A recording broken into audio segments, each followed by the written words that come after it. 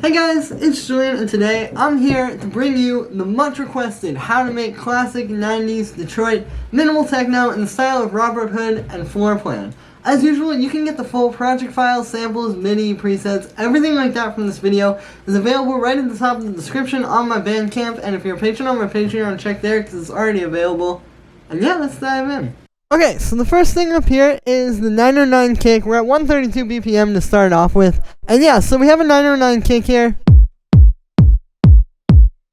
Really simple, just like a really fat, nice, and boomy 909 like this. You can see it's going through a bit of drum bus, and that's really it. It doesn't even really need too much, you know, because the 909 on its own just has that thump to it. And this is the kick I've heard in like almost every single Robert Hood track that I've listened to ever, and it's really just like the kick if you want to recreate that 90s Detroit techno sort of feel. This is what they were all using, and the key here is like if you're using like an actual 909, or if you're using a 909 emulator like Drumazon or something like that, the secret that I found is you have to kind of pitch it low, but then you use that the tune knob on the 909 and the tune depth, and that's where you kind of dial in that like kind of punchy sound. Because like if you just turn on a 909, you're not gonna just have this kick like right out of the bat or right out of the gate. Like this kick is the result of like really understanding how the 909 works and like figuring like the perfect settings with that tune depth and the tuning and the pitch and all of that. But we just have this one in here. You can hear it's kind of like the loudest thing in the mix too. Followed only by the bass, which sounds like this.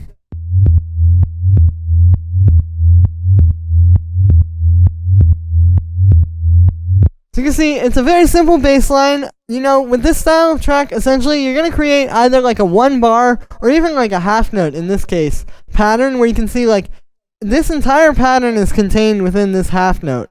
And then we're just repeating that over and over. And that's what you want, you know, just that classic, like, really fat, kind of gliding minimal bass.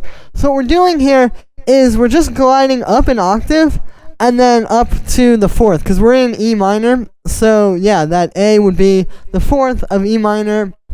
And yeah, really simple. It's just kind of like getting creative with those glides. Like, the glides are essentially what's going to create the rhythm. And it's all about how that's going to play off of what's happening with the kick.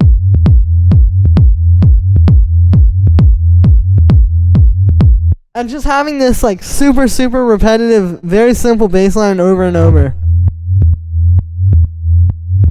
And the sound is actually literally just a sine wave. That's all that this bass line is. Just a sine wave inside of operator here. And then you can see I have the voices set to 1 and we have the glide turned on. So that's where the glide is coming from. You know, you have to make it monophonic. It doesn't just do the glide by default. But then to add some harmonic content on that, we have a bit of drum bus here, because the thing is like, obviously, you know, we're not creating this exactly the same way that this was created back in the day. Like, obviously, I don't have all the gear that was used in these 90s Detroit techno tracks, but I'm trying to show you guys kind of like how to recreate that feel in a modern sort of production environment. You know, when you're working with Ableton and when you're working with FL Studio or Logic or something like that, how do you get that classic sort of feel? And so that's what this drum bus here is doing. That's kind of what the drum bus on the 909 kick is doing too, where it's like, this is just meant to add that little bit of like fatness and kind of harmonic boost that you would get if you were using, you know, like say you were just putting these into like a mixing desk or into a tape machine or something like that. This would be happening, because you would have like your sine wave would probably be really loud and would get fatter by the tape or by the mixing desk, adding extra saturation to that. And then that would also be adding more harmonic content, so it would make the bass a little bit more audible, and you can hear that. Because when you just have a sine wave, you don't really hear it. You just sort of feel it.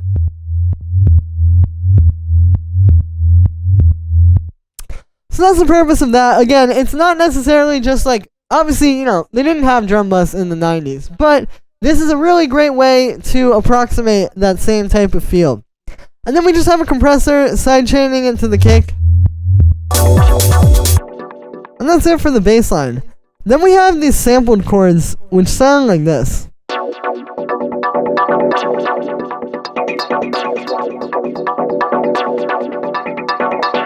you can hear there's a lot of movement happening with these. They're just really like meant to be these very exciting, lively sounds. Because the thing is like, okay, if you're making a really simple, minimal techno track, like, you know, in theory, that could be just this.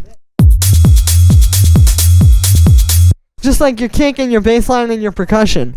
But the key when you're making a minimal track is that the few elements that you do have, even though it's less than you would normally have in a techno track, they are as exciting and kind of draw you in as much as all the elements that you would have in a less minimal track. And so that's the idea with these. We're doing tons of automation, tons of movement. They're just very like kind of exciting sounds that really tickle your ears, and like that's the idea. Because this is so minimal, we're gonna make something really exciting that's going to make the track really exciting, regardless of however many elements are playing there.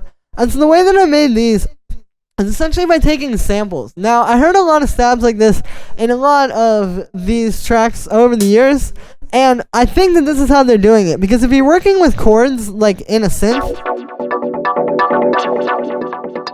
obviously this kind of sounds like a synth stab, but like there's a certain texture that you just don't get when you're just using saw waves or square waves or sine waves or whatever. There's a certain feel that you can really only get by sampling a sound and then putting it into a sampler and then kind of working with it as if it's a synth. And so that's what we've done here. You can see I have these just little chops taken from, like, you can grab them from disco records, funk records, soul records, like any of that kind of sort of like vintage dance music, so to speak. It's just taking those little chops, and then what we're doing here is, you can see if you look inside of the sampler on each of these, we have a filter, and then that filter has a cutoff or an envelope on it. And you can see we're doing tons of automation with that, so it essentially feels like it's a synth. But then we're working with it as if it is a synth. You know, obviously this is very detail oriented. This isn't just taking a sample and repeating it over and over. But it's like, again, you're getting that same kind of like synth stab feel, but it just has so much more texture and character to it. And it's really one of those things too where it's like, you know, okay, maybe you could sit there all day and put like 20 different effects on a synth and try to make it sound like some sort of new, different sound. But it's like, this is a much simpler way of doing it, and this is going to get you much cooler results as well, because there's just so much flair and style that you're bringing into your track when you use a little sampled chord stab like this. So for the first one, you can see here is the simpler, so we have it set like this. I've got the low pass there, and I'll show you. So the automations are the envelope amount. Okay, there we go. So we have the envelope amount, we have the attack on the envelope, which you can see right there. And then we also are automating the filter frequency, of course. So yeah, just kind of like having 3 different automations at once really brings this to life. See if I can get it to show all of these.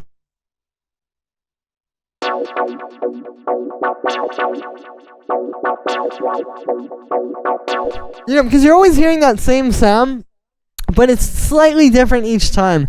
And this also kind of replicates like what would happen, you know, back in the day. Obviously, a lot of this stuff wasn't done with automation. This was done like you would just hit record on your tape machine or on however you're recording your tracks, and then you just hit play on the sequence, and then you'd be sitting there for like, you know, 5 or 6 minutes tweaking the effects and tweaking different things.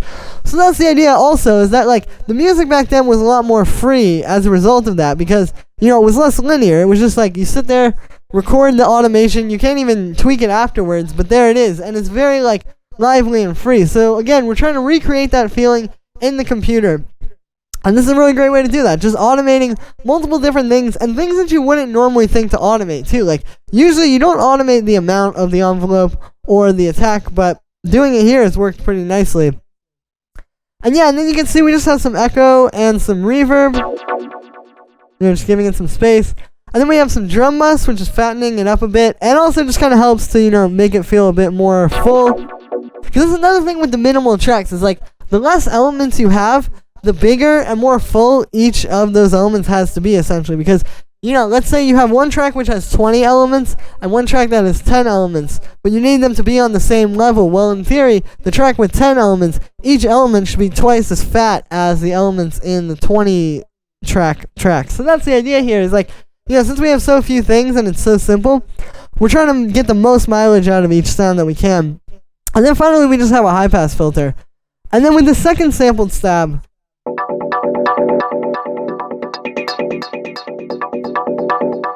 same technique, and we're actually doing the same deal here where it's automating 3 different parameters. So here we're automating the filter frequency, the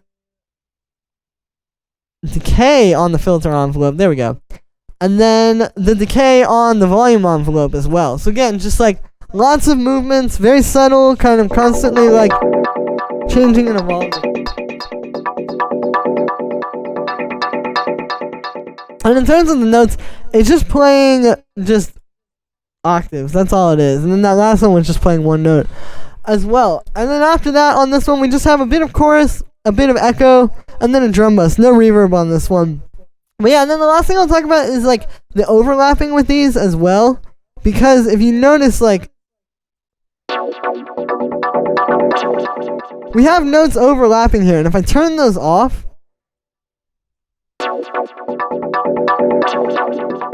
all of a sudden it's not quite as magical. So I definitely recommend you play with like kind of having these play over top of each other, because you're getting not just the stabs, but also all that cool delay, all the cool automation, and little things that you put in there, all playing at once, and it creates this really exciting kind of atmosphere that you just wouldn't be able to get with just one of these on its own.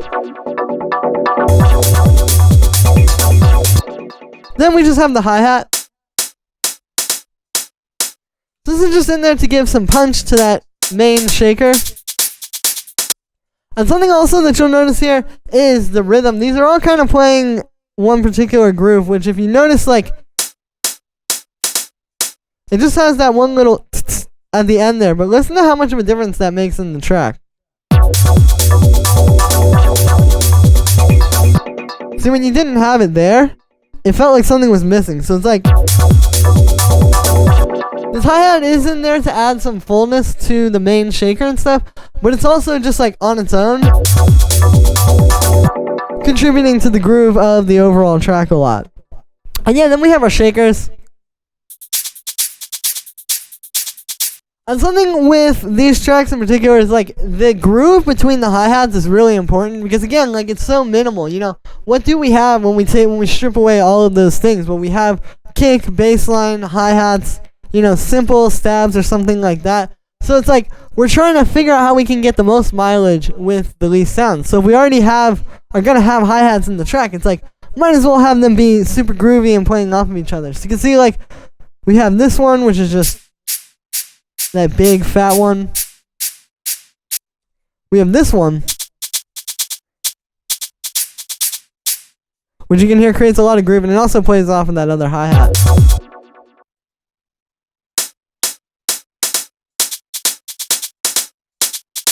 Like, you can see, like, I made sure to make room for that note there.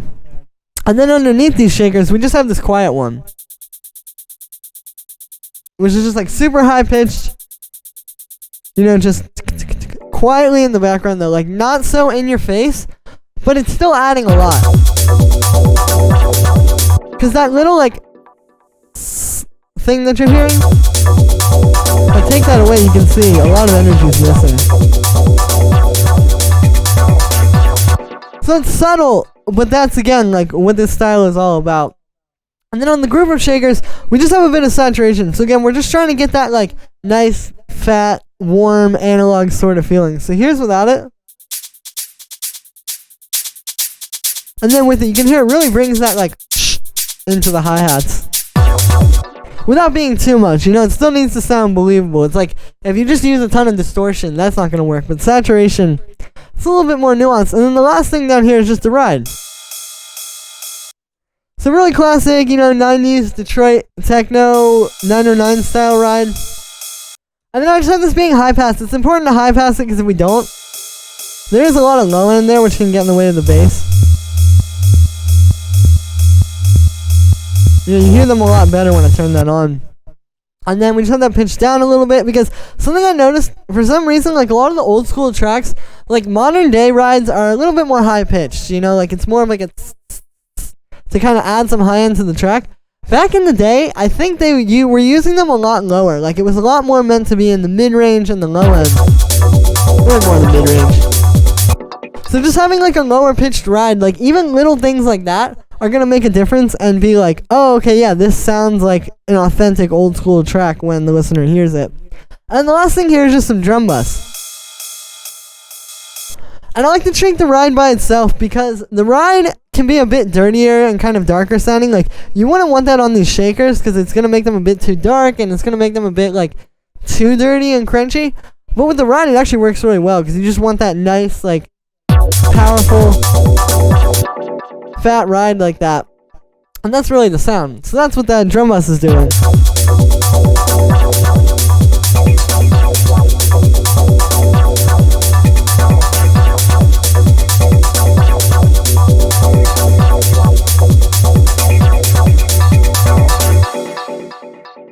And yeah, so that is going to be it for this one, guys. I hope you enjoyed. As always, make sure to like this video as well as subscribe. And let me know what you think of this video in the comments. Like I said in the beginning, you can get the full project files, samples, MIDI, presets, everything like that from this video is available right at the top of the description on my Bandcamp for just $5.